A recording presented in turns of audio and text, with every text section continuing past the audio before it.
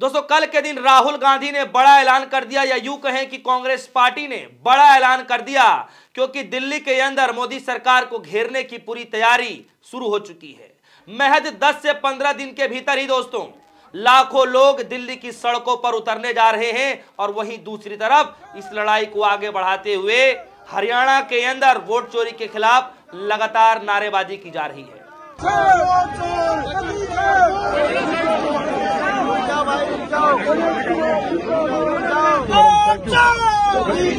ये हमारा ज्ञापन है, इस ज्ञापन को आप ऊपर तक पहुंचाएं। दोस्तों, राहुल गांधी ने हाल ही में एच फाइल का खुलासा किया था, यानी हाइड्रोजन वाला खुलासा किया था, और बाकायदा हरियाणा के विधानसभा चुनावों को लेकर के खुलासा करते हुए नजर आए थे, जिसमें साफ तौर पर यह आरोप लगाया गया, गंभीर आरोप लगाया गया कि 25 लाख लोगों के नाम काटे जा चुके हैं, या यूं कहें कि 25 लाख लोगों के वोट की चोरी हो चुकी है। इस तरीके के खुलेआम राहुल गांधी ने आरोप लगाए। लेकिन उसमें एक ब्राजील मॉडल की जो महिला होती है उसका भी जिक्र किया जाता है, जो 10 बूथों पर 22 बार वोट डालती है।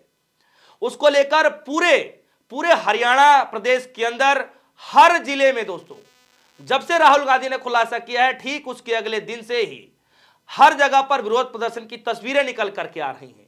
ये तस्वीरें देखिए, ये तस्वीरें खुद दीपेंद्र हुड्डा ने शेयर की है और बाकायदा वोट चोरी के नारे लगा रहे हैं। और ये तस्वीरें दोस्तों हरियाणा के हिसार से है। बाकायदा दीपेंद्र हुड्डा नारेबाजी कर रहे हैं और उनके पीछे लाखों की भीड़ की संख्या पैदल मार्च करती हुई नजर आ रही है।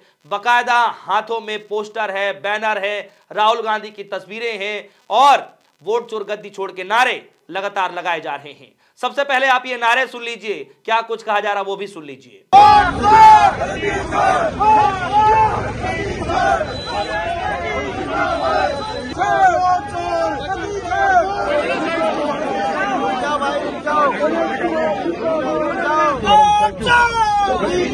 ये हमारा ज्ञापन है, इस ज्ञापन को आप ऊपर तक पहुंचाएं। दोस्तों, ये नजारा सिर्फ हिसार का नहीं है, हरियाणा के हिसार का नहीं है। मैंने आपको इससे पहले भी दिखाया कि पूरे प्रदेश के अंदर में वोट चोरी के खिलाफ नारेबाजी की जा रही है।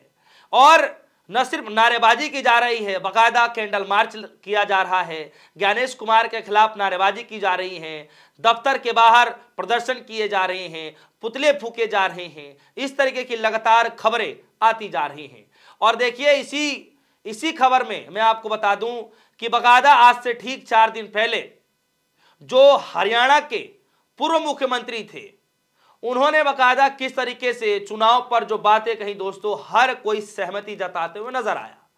जरा सुनिए कि किस तरीके से हुड्डा साहब कह रहे हैं कि भैया जो गड़बड़ी हो रही थी, जो संशय किया जा रहा था, अब वो स्पष्ट हो चुका है, साफ हो चुका है। जरा सुनिए कि क्या कुछ कह रहे हैं। आज तक चुनाव हुए हैं जितने, वही जीता जो पोस्टल बैलेट में जीता है। 90 में से 73 में हम जीते। ये सवाल सारे उठे, लेकिन चुनाव आयोग ने जवाब नहीं दिया, क्योंकि उनके पास है ही नहीं जवाब। अब जवाब हमने एक बात का मांगा, भाई चुनाव हुआ 5 तारीख को 8:34 में चुनाव आयोग ने कहा कि वोट जो कुल है 61.19 वोट पड़ी, कि वोट बढ़ गई, रातों रात बढ़ गई। कैसे बढ़ेगी भाई? 65.65% होगी। और 8 तारीख को गिनती होनी थी, 7 तारीख को रात को 8:34 में उनने क्या कहा कि 67.90 मतलब 68.7% वोटों का फर्क पड़ गया। ये कहां से आ गई भाई? रातों रात मशीन ने कैसे वोट बढ़ा दी भाई? तो ये शक की है। इसी वास्ते हमने कहा है कि पारदर्शिता नहीं है, चुनाव आयोग निष्पक्ष नहीं है। वोट लिस्ट बनाने में, फिर वोट डालने में, भाई निष्कर्ष तो ये है, खाली वोट की बात नहीं है। हरियाणा में तो हमारी सरकार चोरी कर ली, सरकारी चोरी करके, क्योंकि लोगों की चोरी नहीं, लोगों से कोई कमी नहीं। लोगों ने 36 बरादरी ने पूरा साथ दिया, लेकिन चुनाव आयोग किसी बात का जवाब नहीं दे पा रहा है। दोस्तों, भूपेंद्र सिंह हुड्डा बार बार ये कह रहे हैं कि यहां पर वोटों की चोरी नहीं हुई, बल्कि पूरी सरकार ही चोरी कर ली गई। जी हां, बाकायदा दीपेंद्र हुड्डा भी एक तरफ विरोध प्रदर्शन कर रहे हैं, दूसरे तरफ आप देखेंगे भूपेंद्र हुड्डा भी बाकायदा वोट चोरी के खिलाफ प्रदर्शन कर रहे हैं। इनका अंबाला में था, उसके बाद आप देखेंगे कि हर जिले में हरियाणा के हर जिले में वोट चोरी के खिलाफ मोर्चेबंदी की जा रही है। दोस्तों, एक तरफ राहुल गांधी कल के दिन हो रहे एसआईआर की प्रक्रिया को लेकर खुलासा कर रहे हैं, मीटिंगें बुला रहे हैं, बकायदा उस मीटिंग में यूं कहें कि रेजोल्यूशन पास किया जाता है कि भैया हम एसआईआर के खिलाफ, ज्ञानेश कुमार के खिलाफ, इलेक्शन कमीशन के खिलाफ की गई रणनीतियों को लेकर के अब हम दिल्ली में भारी विरोध प्रदर्शन करने जा रहे हैं, यूं कहें कि विशाल प्रदर्शन करने जा रहे हैं, वो भी एसआईआर की प्रक्रिया के खिलाफ दिल्ली के रामलीला मैदान में। जी हां, याद करिए कि इससे पहले दिल्ली के रामलीला मैदान में, ऐतिहासिक जगह से, इससे पहले सिर्फ तब विपक्ष एकजुट हुआ था जब अरविंद केजरीवाल साहब जेल में बंद थे। उस वक्त जेल से छुड़ाने की आप देखेंगे कि जब जद्दोजहद चल रही थी तो उस वक्त अखिलेश यादव सहित तमाम महाराष्ट्र के बड़े नेता, ममता बनर्जी के नेता, खुद ममता बनर्जी, तमाम बड़े नेता दोस्तों उस इंडिया गठबंधन के मंच पर सभी मौजूद होते हैं। यहां तक कि सोनिया गांधी भी मौजूद होती है, हेमंत सोरेन की वाइफ भी मौजूद होती है, हर नेता वहां मौजूद होता है दोस्तों। लेकिन अब यह खबर निकल करके आ रही है कि महज 15 दिन के बाद दिल्ली में मोदी सरकार के खिलाफ मोर्चेबंदी की जा रही है, एसआईआर की प्रक्रिया के खिलाफ नारेबाजी की जाएगी, ज्ञानेश कुमार के खिलाफ, इलेक्शन कमीशन के खिलाफ वहां पर पूरी प्रक्रिया तैयार की जा रही है।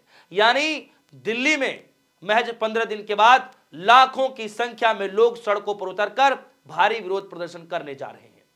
एक तरफ राहुल गांधी का इधर की तैयारियां और दूसरी तरफ तमाम प्रदेशों में एसआईआर की प्रक्रिया को लेकर जो विरोध चल रहा है, यह मुझे बताने की जरूरत नहीं है।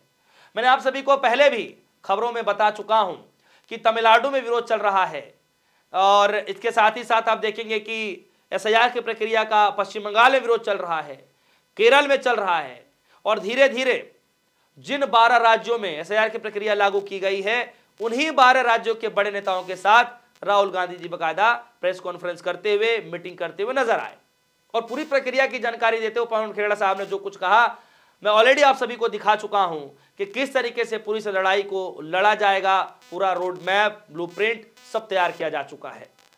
अब दोस्तों लड़ाई है जनता के बीच से ज्ञानेश कुमार के सामने, यानी एक तरफ ज्ञानेश कुमार हैं, दूसरी तरफ जनता है, यानी आमने सामने की लड़ाई अब धीरे धीरे बनती जा रही है। दोस्तों एक बार और भी है कि मैं आपको बता दूं कि सिर्फ वोट चोरी के मसले को लेकर जो लड़ाई लड़ी जा रही थी, अब उस लड़ाई से 2 कदम और आगे जाते हुए विपक्षी पार्टियों ने मोर्चा खोल दिया एसआईआर के खिलाफ, क्योंकि विपक्षी पार्टियों को लगता है कि वोट चोरी का एक नया रूप है एसआईआर, क्योंकि एसआईआर के चलते जो जिन राज्यों में अभी हाल ही में चुनाव हुए, आप सभी को पता है कि किन राज्यों में चुनाव हुए हाल ही में, और बाकायदा 60 लाख से ज्यादा लोगों के नाम काट दिए गए, जिसको लेकर सब हैरान है कि अगर ये इस तरीके का शुद्धिकरण किया जाएगा तो भैया ये किस तरीके का शुद्धिकरण है।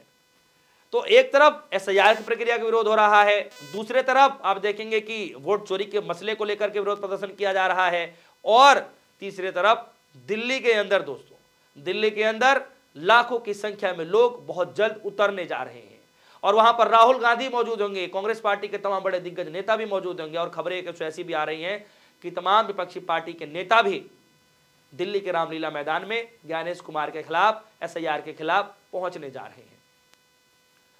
दोस्तों ये लड़ाई हर प्रदेश से धीरे धीरे शुरू हो चुकी है। अब ये लड़ाई कहां तक जाकर के रुकेगा ये मुझे नहीं पता, लेकिन कुछ खबरों के हवाले से पता चल रहा है कि सदन के अंदर में एसआईआर का मुद्दा फिर से उठाया जाएगा। सदन के अंदर में जो 10-10 हजार रुपए हाल ही में जहां सरकार अभी बनाई गई है, जो बांटे गए हैं चुनाव से पहले, उसका भी मसला सदन के अंदर उठाया जा रहा है। ये ऐसी खबरें भी निकल करके आ रही हैं।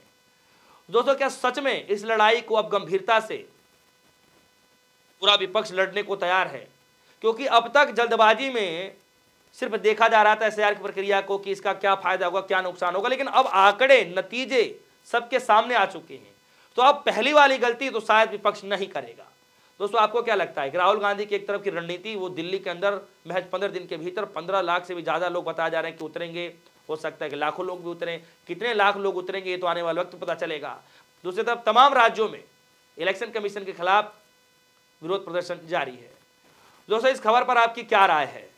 वोट चोरी के मसले को लेकर लगातार प्रदर्शन जारी है। दूसरी तरफ राहुल गांधी SIR प्रक्रिया को लेकर के चुनाव आयोग को घेरने की तैयारी कर रहे हैं, मोदी सरकार को घेरने की प्लानिंग कर रहे हैं। और तीसरे तरफ सदन के अंदर भी इसके खिलाफ पूरी जोर तरीके से मोर्चेबंदी की जाएगी। इस खबर पर आपकी क्या राय है? फिलहाल के लिए दीजिए इजाजत। देखते रहिए डिस्को न्यूज़। धन्यवाद।